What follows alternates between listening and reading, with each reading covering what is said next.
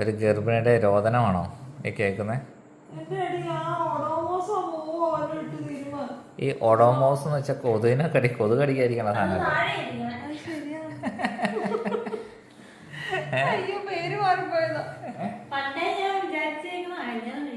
അതിനടി കാരണം വരണോടി?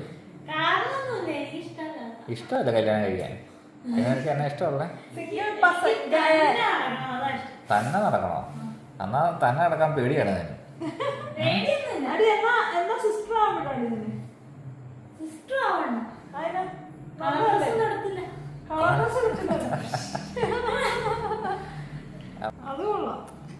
അപ്പൊ ഈ എന്താ വേറെ കളറ് വെള്ളയല്ലാതെ വേറെ കളറായിരുന്നെങ്കിൽ നീ ഓക്കെ ആയിരുന്നോ?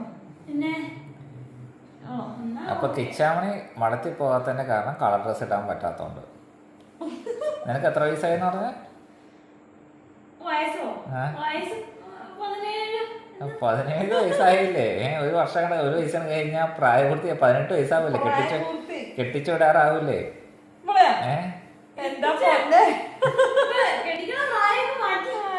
ആര് മാറ്റി?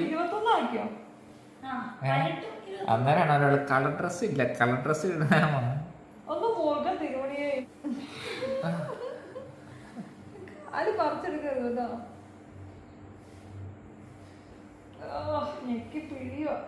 ഇതാണ് അനിയന്മാരും അനിയത്തിമാരൊക്കെ ഉണ്ടെങ്കിലുള്ള ഗുണഗണങ്ങൾ അല്ലേ?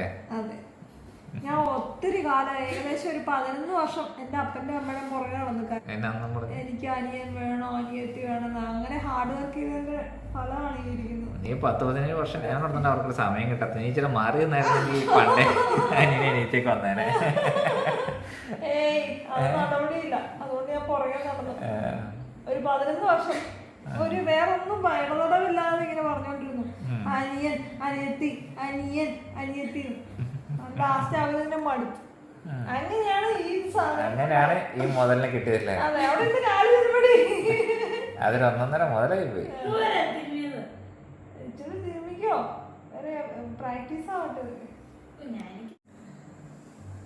നമ്മുടെ പാവം ഗർഭിണി ഇവിടെ കൈയും കാലൊക്കെ വേദനയായിട്ടിരിക്കുന്നു.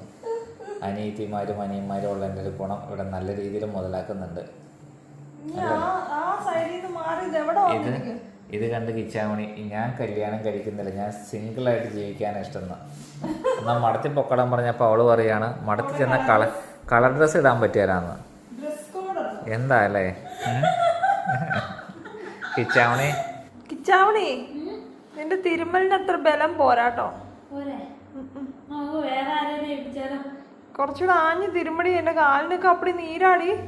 രാവിലെ എണീക്കുമ്പോഴത്തേ എനിക്ക് അപ്പടി കാലിന് അപ്പടി നീരാട്ടോ. കാല് നിലത്ത് കുത്താൻ രക്ഷയില്ല. താഴേക്ക് പോണോ? നീ ഇപ്പൊ ഇവിടെ ഇരുന്നാ മതി കേട്ടാ.